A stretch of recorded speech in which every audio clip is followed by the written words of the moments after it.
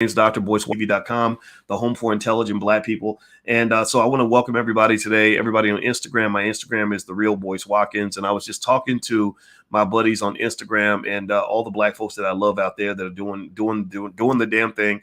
And now I'm bringing you guys in on YouTube because I want to have this conversation right now about some criticism somebody sent me. There was actually a whole conversation that was happening on Clubhouse. I didn't even know people really use Clubhouse anymore, but there was a whole conversation on Clubhouse about a conversation I had, a video I did last week about the Black Panther movie and explaining why I personally didn't have much interest in seeing Black Panther 2.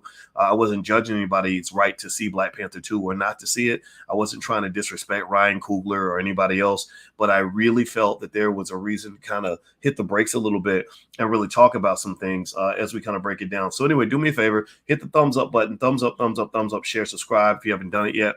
Also, shout out the city that you're from. Let us know what city that you're from.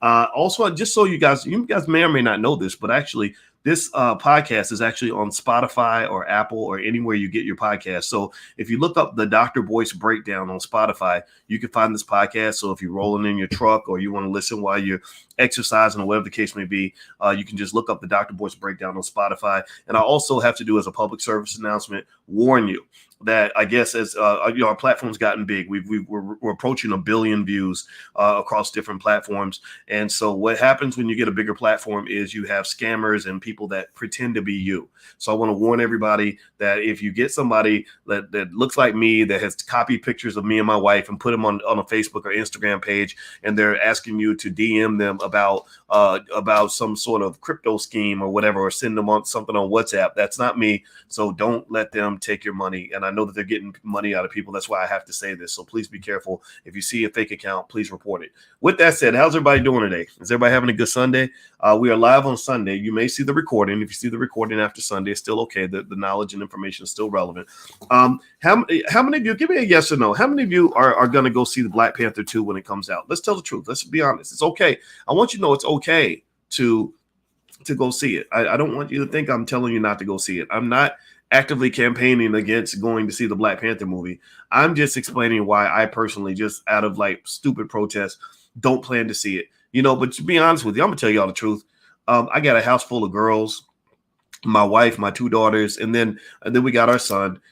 I might get forced to go. I might get pressured, into doing, and I'm gonna do anything for my girls. I'm sorry, I don't give a damn what nobody says.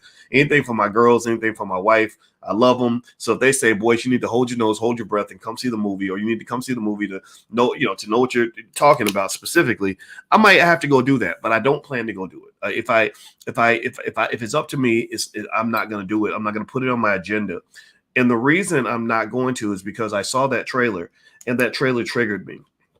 That trailer really triggered me because it reminded me of something that I am seeing all throughout this society. What I'm seeing all throughout this society is the erasure of the straight Black male, the erasing of the masculine Black male. I watched that trailer. I basically saw the Black Wonder Woman. Now, if you remember, Wonder Woman was a movie where they lived in this fantasy world, like kind of a white woman fantasy world, where there was an island where there were no men on the island. The men did not exist. The men, they didn't even need the men to make babies. Literally, the women, I guess the lesbians found a way to, reproduce, because that's kind of how they think. They think that they can, I guess, play God. And literally on this island, there were no women. I mean, there were no men on this island at all. It was all women all the time. So the women even served the roles as the men. They picked up swords and they fought. And, I guess, I don't know, the women had balls and penises and stuff. I have no idea what the dynamics were exactly, but really is interesting. And I read this article in The Cut magazine. And the title of the article was, "The first 20 minutes of Wonder Woman are the best part of the movie." And what they go into saying in this article is that the best part of that film was the fact that their men did not exist. That meant that literally in this world, there were only women and there were no men. Now, I want to ask y'all a question. Give me a yes or no. How many of y'all think that's just a little bit weird? How many of you think that it's a little bit weird when you have women that really celebrate the mass extermination, the annihilation of all men on the entire planet? Do you think that's a little bit strange?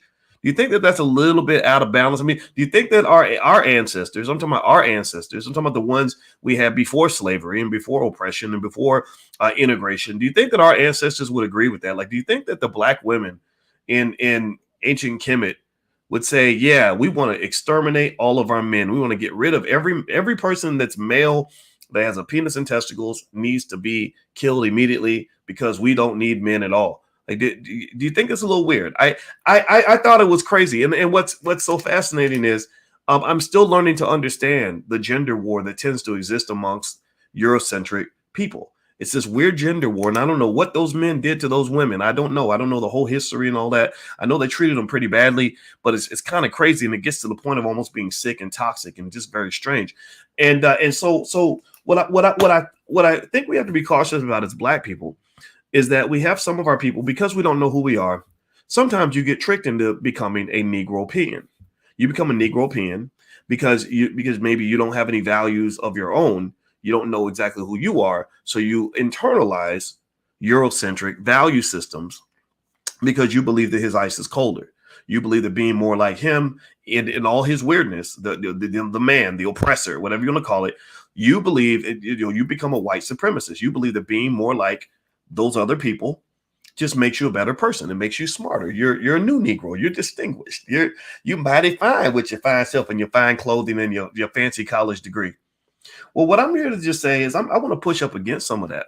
I want to push up against some of that because it's not, from what I have seen, it has not benefited your community. We've talked extensively about how, despite what you learned in school, that white teacher that taught you in your elementary school, despite what they taught you in school, integration was not a good thing for Black people. It did not help Black people. If you look at most indicators of quality of life for Black people, our quality of life did not get better as a result of integration. We lost our wealth.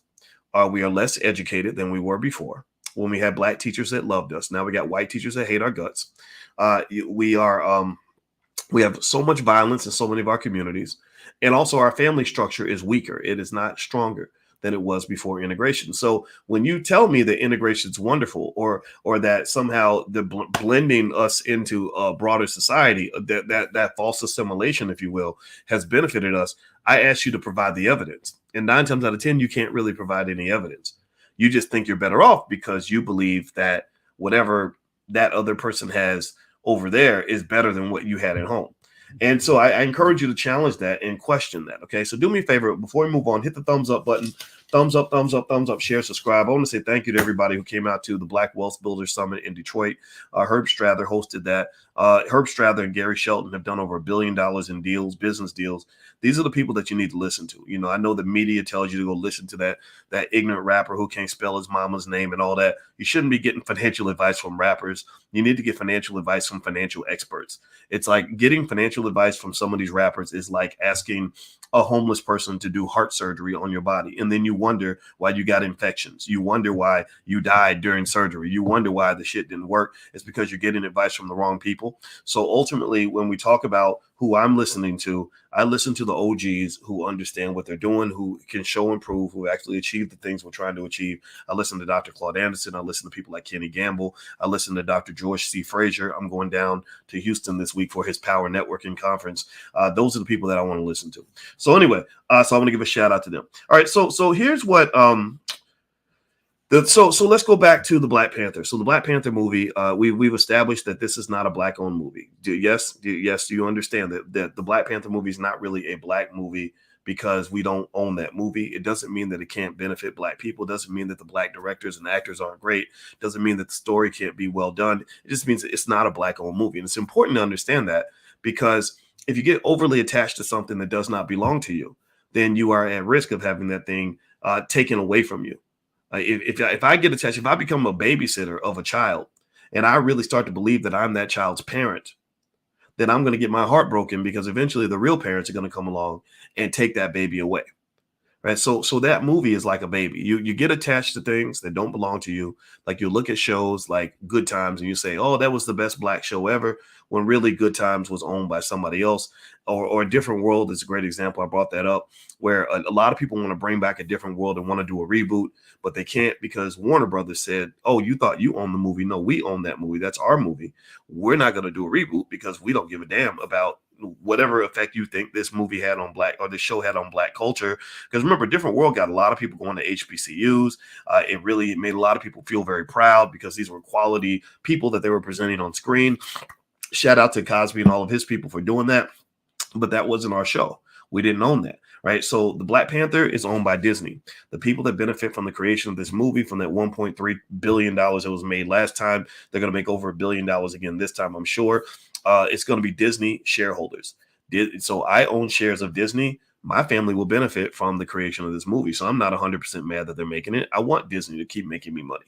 So ultimately, just understand the dynamics so you don't get caught up in the nonsense, and also understand why black-owned media is so important. We've got to also create black-owned, black-controlled media, because you should not allow other people outside of your community to control the images that are presented to your children or the ideas that are permeated throughout your community. That they will destroy you.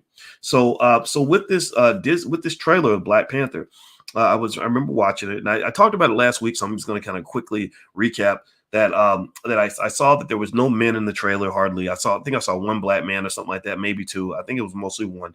And I saw a very strong Wonder Woman vibe. I saw a very strong feminist vibe. I saw a very strong LGBT vibe. I have nothing against people having the right to say and believe what they want to believe. I certainly am not. I don't have time to sit around hating on gay people or trans people or anything like that. That's not in my interest. I don't believe in hating anybody. I believe in loving ourselves. But one of the things that really concern me is that sometimes when you feel like you're oppressed, you can actually become the oppressor. Sometimes when you feel like you're fighting against oppression because you're the victim, you can actually become the victimizer. Do you understand what I'm saying? And let me give you an example. One time I spoke in Houston, not too long ago, a couple years ago. There was a young black male who was about 19 years old, who came to the event, and he listened intensely. He was taking notes in the front row. And I left the room, went to the bathroom. He followed me to the bathroom and was talking to me. And then I came out. He was waiting for me when I came out of the bathroom. Everywhere I went, this kid was just following me. And I don't mind it. That's Uncle Boyce in me. I love talking to college students. I've been a college professor for 30 years now. So, I've had my PhD for 20 years, and I started teaching college when I was 22 years old. So I love teaching young people. I love it. I'm good at it. It's fun for me because you should. If you want to be smart and you want to succeed, you should listen to people to know what the hell they're talking about. So I was just talking to the kid, just talking to him. So here's what happened. And this is going to explain, the reason I did this podcast, because I saw that there were some college students who were really mad about what I said about the Black Panther movie. Like, oh, you hate women and you hate gay people and you're just an old blah, blah, blah. And it's like, okay, yeah, believe everything you want to believe. But let me just kind of put it into context and understand why I can't really acknowledge. I can acknowledge what I can acknowledge of what you're saying, but I want to kind of give you another point of view. So I was talking to this college student. He was about 19 years old, and he had been following me around all day and just asking me all these questions, and I didn't mind it, but it was a lot, right? And so he finally said to me, he said, Dr. Boyce, I have to be honest with you. I said, yeah, well, so what do you mean? He said, about 2-3 years ago, I never would have listened to somebody like you. He said, I was in high school. I was the star of my football team. I had a white girlfriend. All my friends were white. He said, I didn't listen to people like you because I didn't believe that racism existed. I thought that was old fashioned, that people like you you're just talking about stuff from the past and it doesn't apply anymore or whatever. And so let me tell you what happened to this kid. This is a true story. He said, so I was graduating from high school. I was a star of the football team and a straight A student. I had scholarships to Harvard and Stanford and Yale and all the top universities. He said, then there was a white woman I was dating who accused me of rape. And he said that when he got that accusation, he said, all of my white friends abandoned me. He said, they all abandoned me. And he said that I was in a play, And he said that this play was called Black Lives Matter. Literally, I kid you not. You can't make this shit up. I'm telling y'all, this is a true story. He said the play was called Black Lives Matter or something like that. And there were a lot of white people in it and a lot of black people in it. He said that even the white actors that were in this play called Black Lives Matter treated him like a rapist when there was no proof that he'd done anything wrong. He said, Dr. Boyce, I did not hurt that lady. I didn't do any of that. And he said, and listen to this, pay attention now. This is, if you're a black woman, this is gonna make you proud. He said, the only people that stood by me that were fair to me during that time where all my white friends had abandoned me was the black women that were in the play. Are y'all hearing what I'm saying? Are y'all catching the story? This story freaked me out. So he said the only people that stood by me were the black women. And I said, well, it's been like that since slavery. I said, the black woman has always been protecting the black man. That's why I don't understand it when these guys are rejecting black women and want to go marry Becky, because I just don't get it. I don't get it. You deserve to be honored for what you've done for us for all these years.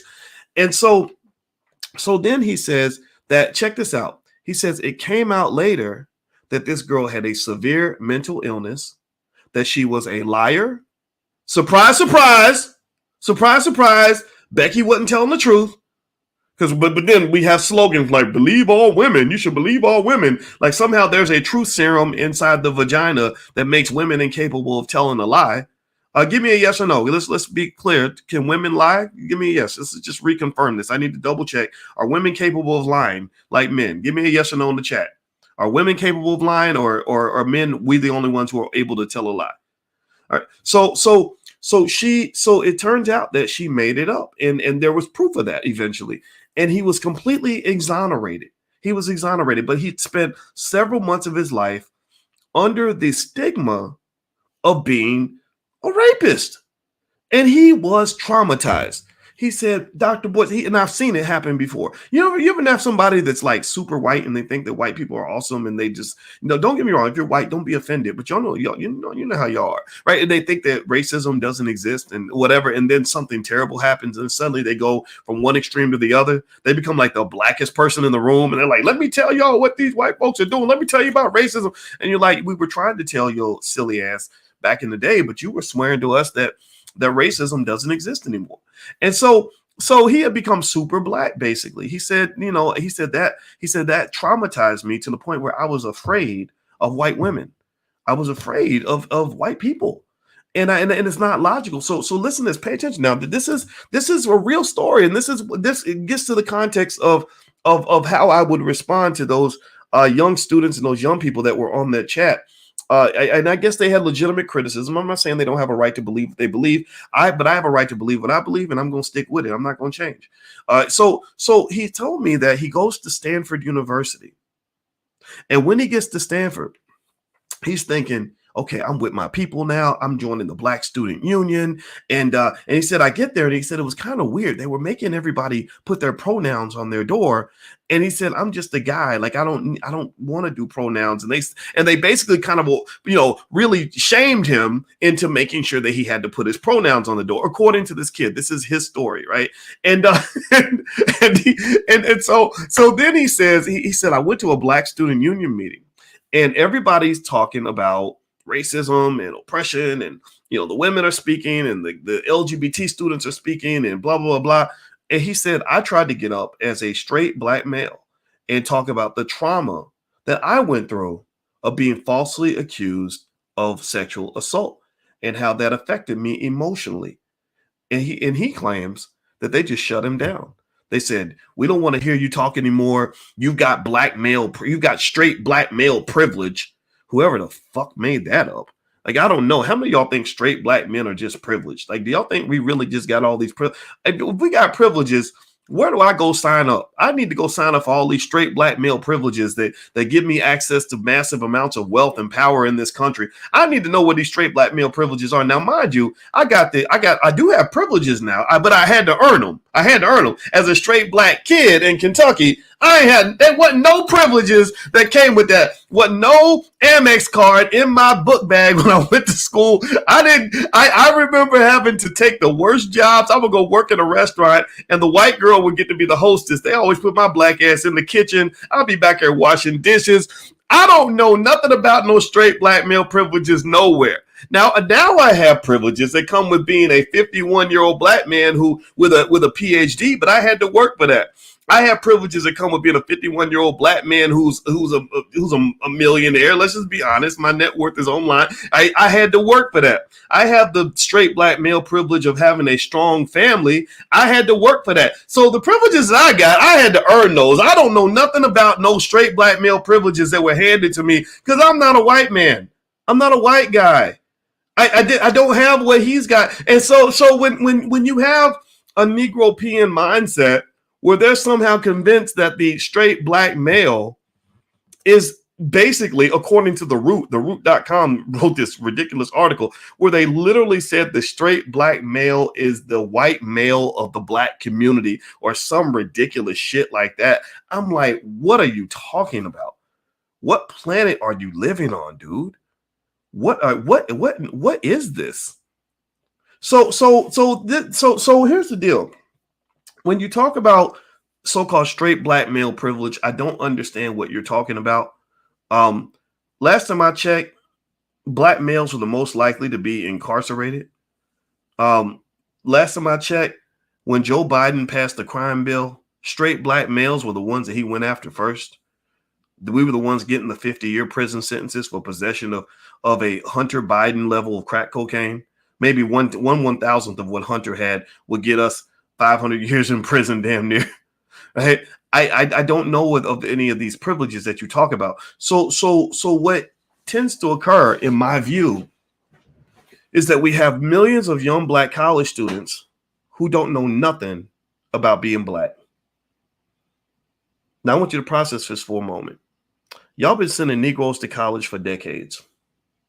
We getting educated out the ass. I mean, we really are hustling when it comes to going to school and getting those degrees. And I'm a college professor, so I respect it. I respect what you accomplish in college. I think it's a wonderful thing. But I think that what we don't process is the fact that most major white universities are indoctrination factories for liberal ideologies. What you don't process is not so much, I have no problem with the math and the science and the biology that you learn. What I have a problem with is this holier than thou wokeness that some of our black college students come back with. You coming back and you talking to your uncle who been hustling and running a business for 20, 30 years, who actually owns an asset that can employ black people. And you're talking down to him because you have a degree from Brown University and $150,000 in student loans and no skill other than the ability to go find the nearest white person that you can work for. That's all you know how to do. Let's just keep it 100. Let's be real clear.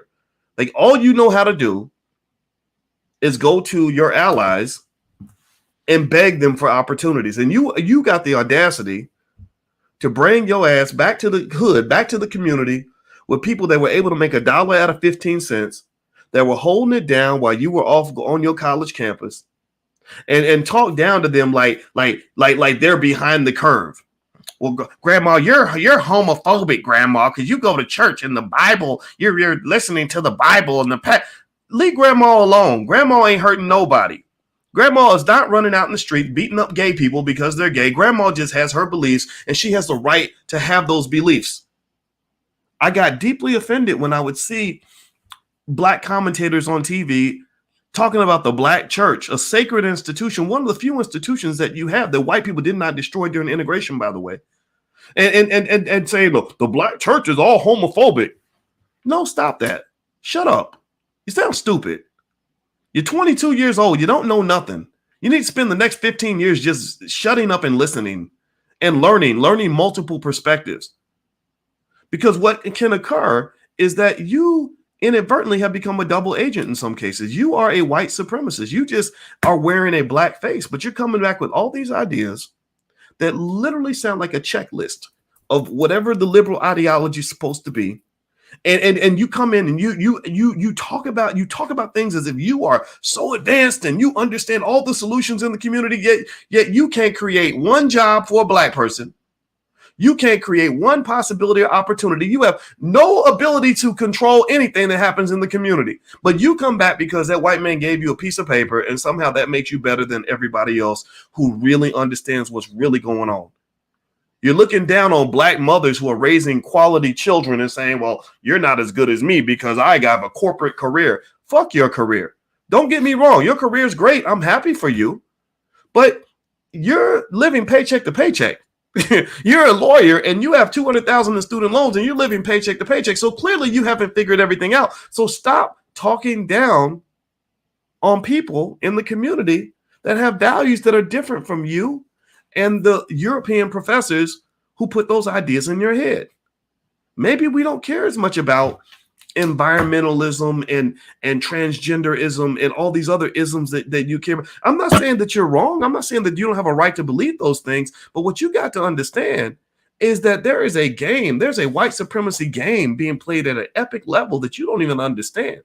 They are smart. They develop entire institutions that do nothing but reinforce their value systems on you. And next thing you know, you're showing up for every election, voting for every Democrat, and yet nothing is changing in your community. Nothing's better in your life.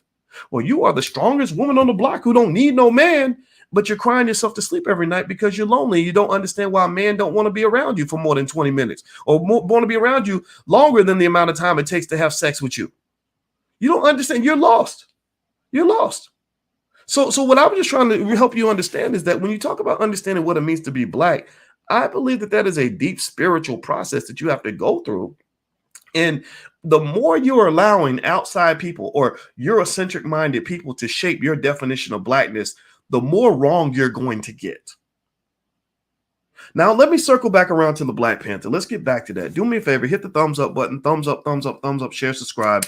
I want to remind everybody that the All Black National Convention is going to happen October 28th through the 30th in Charlotte, North Carolina. If you'd like to join us, just go to boycewatkins.com. You can bring the whole family. We're going to have tons of panels, tons of training, tons of information, tons of everything. And it's also a lot of fun. Even my wife is going to do speed dating because she wants quality black people to meet other quality black people. So if you want to come out and hang out with us, just go to boycewatkins.com. Bring your kids. We have a whole educational track for children. It's going to be a lot of fun because we believe in educating our own kids. So here's what my thought is when I see what was put into the Black Panther trailer. I heard that Killmonger is coming back, and I'm a fan of Killmonger. I get it. Killmonger's been through a lot, and he was talking real pro-black, and Michael B. Jordan, played the hell out of that character. He's a great actor. And now remember though, what's interesting is that even if Killmonger comes back and presents some sort of black male presence, remember this though, Killmonger is a villain. Killmonger represents the fact that the straight black male has been defined in many spaces, white spaces, LGBT spaces, a lot of feminist spaces, as a villain. Killmonger is toxic masculinity. Let me give you an example. Does anybody remember when Killmonger committed a lot of very sacred crimes, where he went in and killed the old ladies? Killmonger did some horrible shit, right? So if you say that Killmonger coming back represent or somehow contradicts my point that black men are not fully represented in this film in an appropriate way, no, I'm going to disagree with you. I'm not saying that he can't be a villain. I'm not saying Michael Jordan isn't a great actor. I'm not saying that Ryan Coogler isn't a great director. But let's just be clear: Killmonger. All of us are fighting against the Killmongers in our communities. When you look at toxic hip hop artists with 18 babies mamas who will smack the shit out of their wife or girlfriend at any moment and just do ignorant things in the community, those are the Killmongers in my view. Those are the guys that we got to deal with. We none of us enjoy the Killmongers. I like the pro-black side of Killmonger, but I did not like the toxic side of Killmonger. So just be clear though, that when you hear narratives like you see on theroot.com, that the straight black male is the white male of the black community, they're really basically connecting to this Killmonger-ish ideology that the straight black male is toxic, that masculinity is toxic, and that being gay as a black man makes you good, it makes you safe, it makes you wonderful. That's why in corporate America, from what I understand, I got to look up the study just to be sure. One of the few groups in corporate America that make almost as much money as the white male is the gay black male. So black men tend to be accepted in our society if they are either if they either want to date other men, or if they are just feminine, or if they're very weak, or if they're very childlike. That's why rappers can get into spaces. Ignorant, destructive rappers can get into spaces that scholars cannot. Dr. Claude Anderson, as a masculine, strong black male, is a greater threat than the rapper who gets on stage in front of 100,000 white people and calls himself a nigga all day, right? Because they know that this guy is a joke. They know that he's 40 years old acting like he's a teenager. They know that he's doing things to harm the community. They know that he doesn't respect his own women. They know that he ain't taking care of his own children. They know that he's very happy to show up with a Gucci belt on and give all his money away to Europeans. They know that he's high and drunk all the time. They know that he's a perfect tool for white supremacy because they can plant him up in front of the world and make him into a role model. Whereas at the same time, you're taking your strong black men. I'm talking about the leaders. I'm talking about the fathers. I'm talking about the thinkers. I'm talking about the critical analyzers. I'm talking about the men that have strategic thinking, and you want to push those to the back. That's why when Ice Cube stepped up as a straight black intelligent man with logical thinking and strategic thinking, who wasn't afraid of the power structure, that's why a lot of even black people were positioned by white-owned media to attack Ice Cube. It was just like plantation days. It was like that Negro starting a revolution.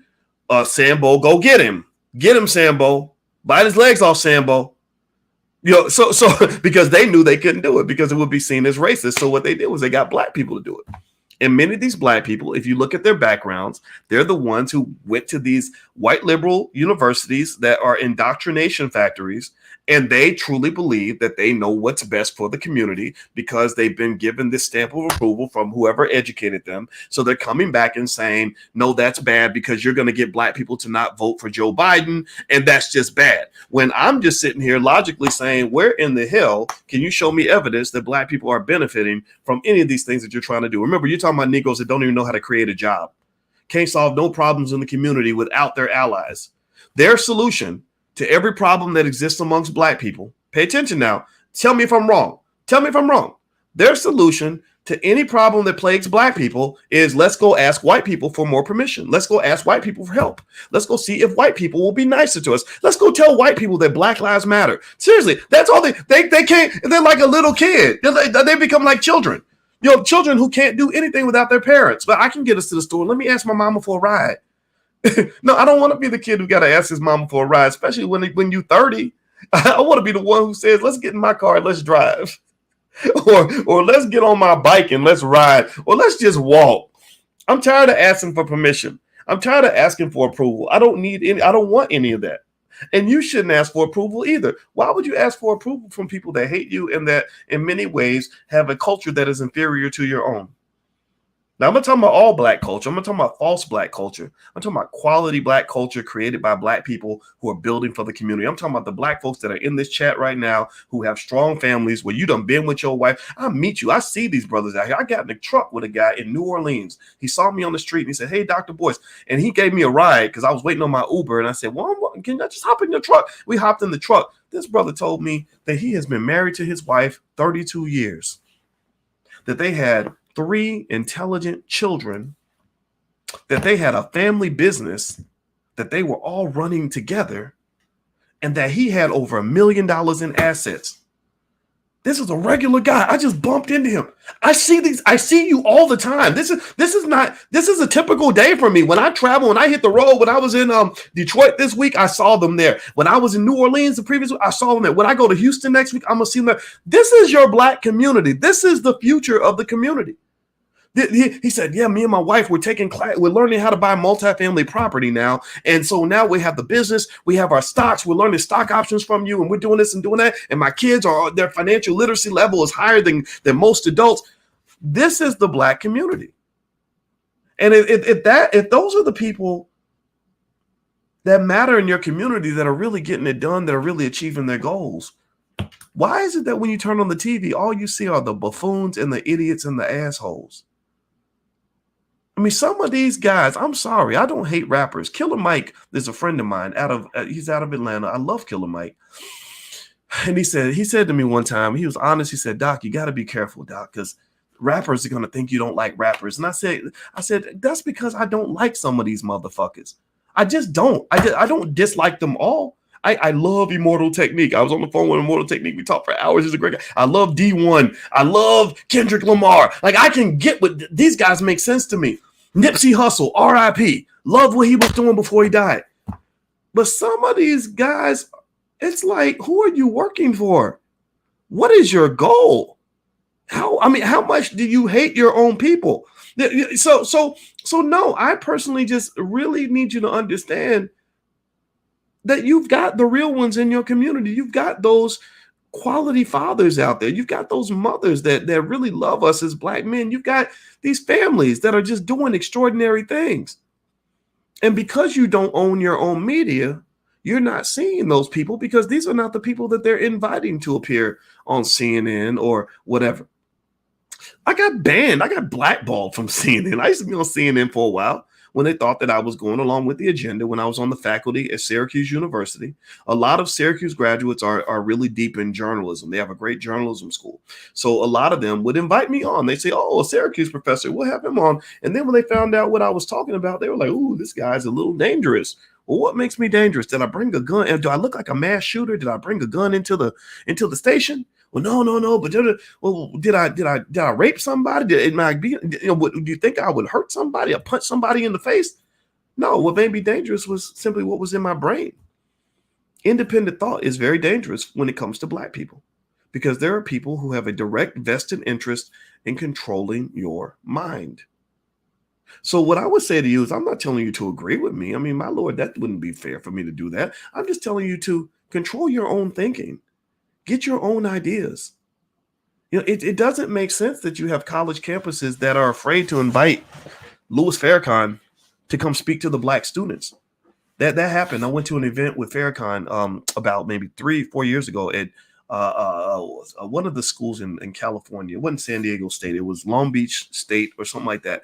And one of the Black students who was the head of a group there, who was also happened to be a member of the Nation of Islam, he really understood the importance of connecting the Black students with the authentic Black leaders in the community. So I was there, Farrakhan was there, and some other people were there. And the Black LGBT students came to the event just to disrespect Farrakhan, just to all simultaneously stand up and walk out the door to make sure that they disrespected Farrakhan. So here's the deal. What I'm saying is that somebody put you up to this. Somebody asked you to go do their dirty work. They said, look, it will be racist for us to oppress the thinking of this guy. So we're going to get our Black students and get them riled up to go and do the work for us. And I just didn't think that was necessary because Farrakhan ain't out here really protesting you. I'm not protesting you. I know that for sure. So why in the world are you going out of your way to keep Black people on the same path of thinking that has led us into the abysmal situation that we're in today? So going back to Black Panther, do me a favor, thumbs up, share, subscribe if you haven't done it yet. And also I want to mention this to you now that I remember this, the platform, we're approaching 1 billion views across the platform. So some of you would ask to actually advertise on the platform or get shout outs for your businesses or your platform or your organization. You have a YouTube channel, stuff like that.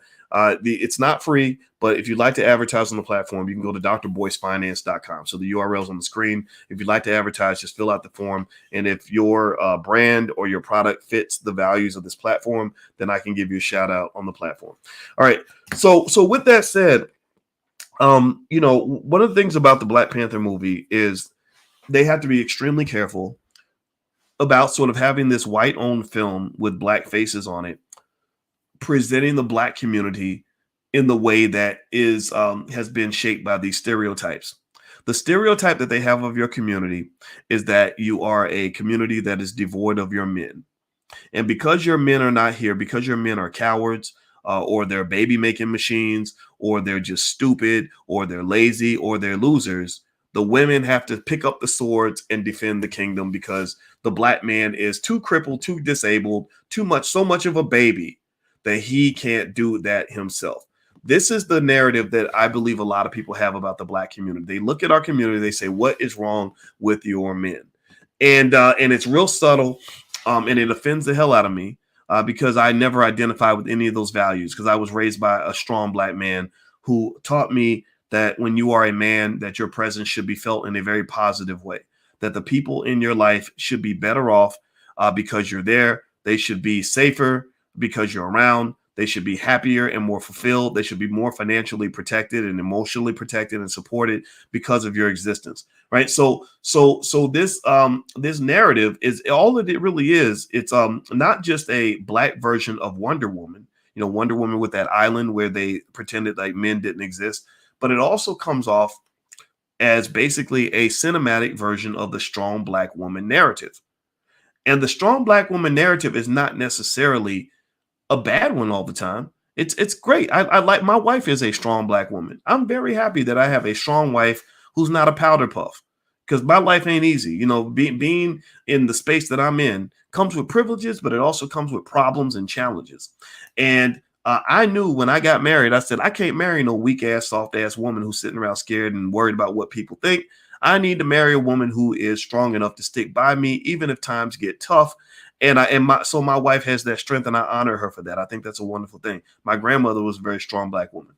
But the dark side of that strong Black woman narrative is, number one, it came about because so many women don't feel that there is a man around that they can depend on to support them when they need support. They have been around the shiesty, shaky Negroes their whole life. Their father was shiesty as hell. Their uncles, they saw their uncles just buckle and fold like little bitches. They're used to the men not being able to come through and do what I believe men are supposed to do.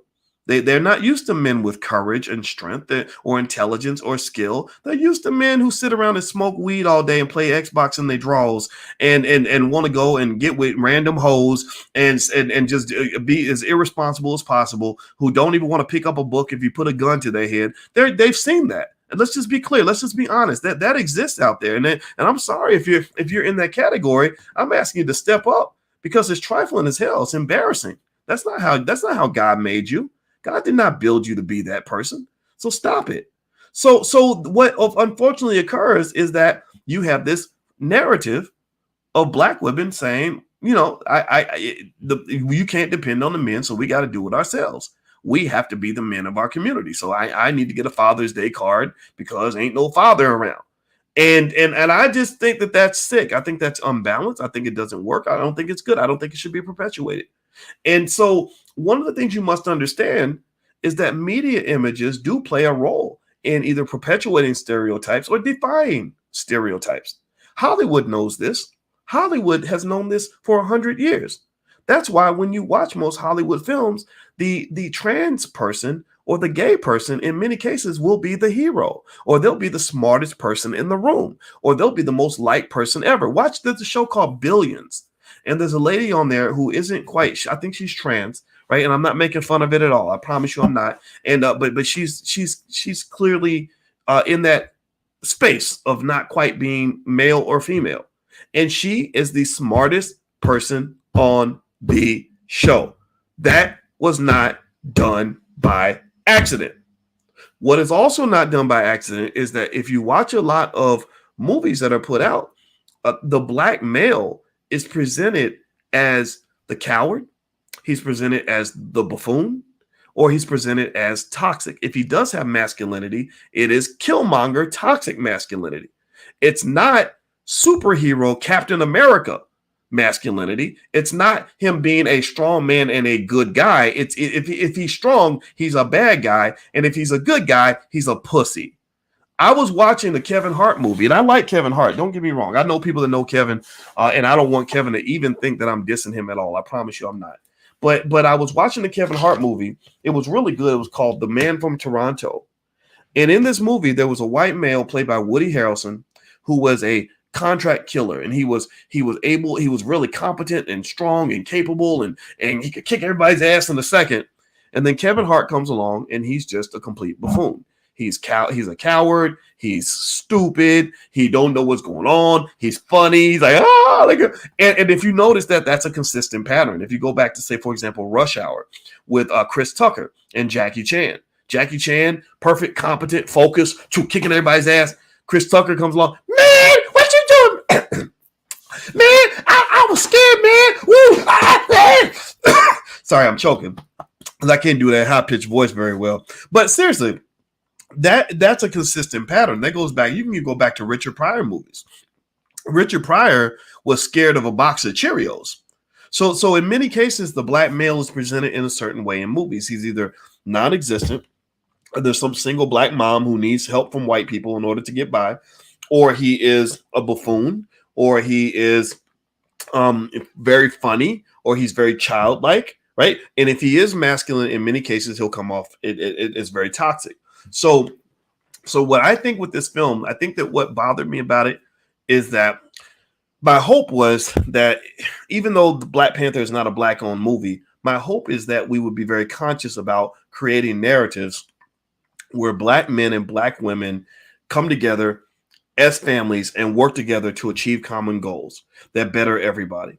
I don't really like the deficit model of the black woman feeling like the black man is not there for her, because it personally triggers me because it's too consistent with the reality that some of us have seen. And I want to just really apologize to black women that have to go through that, because it should not be that way. It's not supposed to be that way.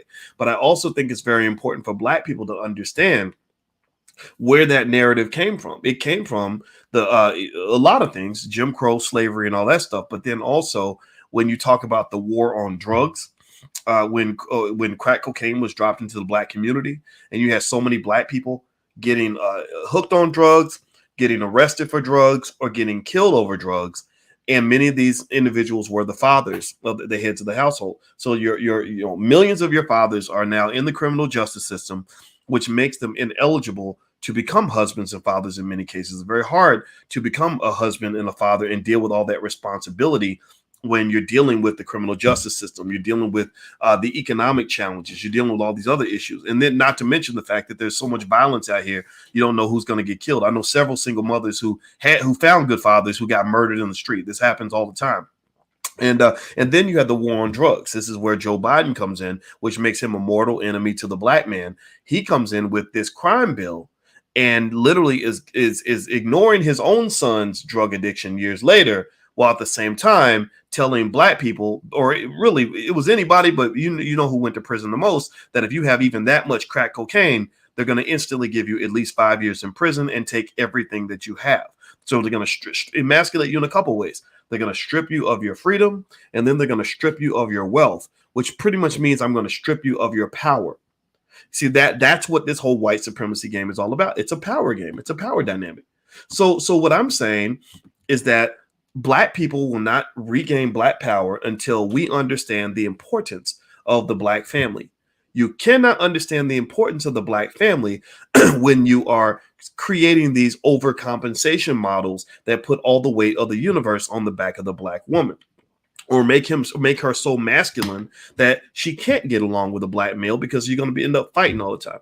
And so really, when I look at this movie, there's nothing in this film that makes me really want to go see it. I'm all for girl power. I have daughters, and I teach them all about being powerful women and having their own wealth and protecting themselves from the toxic men that exist in the world. We talk about this all the time, and I want them to be fully prepared. And I don't blame them if they watch the Black Panther and enjoy the film. But believe me, I'll be the guy sitting right back behind them saying, don't you dare think that this is the only way for a woman to be strong. Don't you dare think that a woman can't also be strong by embracing her feminine nature that God gave her. Don't think that you got to go put on a pair of combat boots and pick up a sword and a gun and run out here like a dude playing football and all this other stuff, trying to prove that you're just like a man. Being equal to men does not mean being just like men. That's the weirdest thing in the world to me. I don't get it. I really don't. I mean, I understand it. Maybe some people, because of how they're built or how they're born, there are some men who just naturally feel like women on the inside because something biologically has occurred, right? Same thing with women, right? There are some women who just say, look, I don't feel like a woman. I don't want to be a woman. I want to be a guy. I get that. But to indoctrinate that, and to push that narrative is a huge, huge problem. And it's causing, and you're seeing it all around you. You're seeing the broken families everywhere. So understand that media plays a big part in this. Media does shape culture. We got to have more narratives of Black people loving each other, supporting each other, lifting each other up, collaborating, building each other, making each other smarter, making each other better, helping each other succeed. You cannot have these narratives that add to the already pre-existing gender war that exists. I'm not accusing Ryan Coogler of doing any of these things. I think he's a great director. I'm sure the film's going to be great. I love the women and the men that are in the film. I just personally, as a matter of protest, just am kind of saying, come on, man. I think we can do better than that. I really do. And I hope that they can hear it in that way. And if they can't hear it, it's okay. You have a right to disagree. Okay. So anyway, I'm going to come back a little bit later on today, and we're going to talk about some financial stuff. You guys know I love to talk about the stock markets and everything. There's plenty of opportunities out there. So make sure you subscribe to the channel. Subscribe. Thumbs up. And also, if you go to BoyceWatkins.com, you can find information about joining us at the All Black National Convention, which is going to be October 28th through the 30th in Charlotte, North Carolina. Go ahead and start planning now. We have discounted hotel rooms available at the Sheraton. So go ahead and get your hotel room and make your plans. You're going to love it. It's like a big family reunion. It's the greatest experience ever. And so anyway, guys, please have a wonderful day. God bless you. Thank you for listening. And I will see you all soon. So take care now. Bye-bye.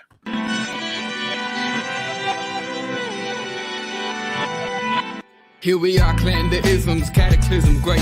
Our people out here struggling, trying to make it in this state. Everybody out here doing it, but we the ones too late. Now family, we the ones who gotta delegate. Get that money in the power, never be fake. Stick to cosign for 3. What did he say? Create jobs, support our own. Educate the same and buy back your home. Got 3 degrees, triple 10. 3 PhDs, now we on the CNN.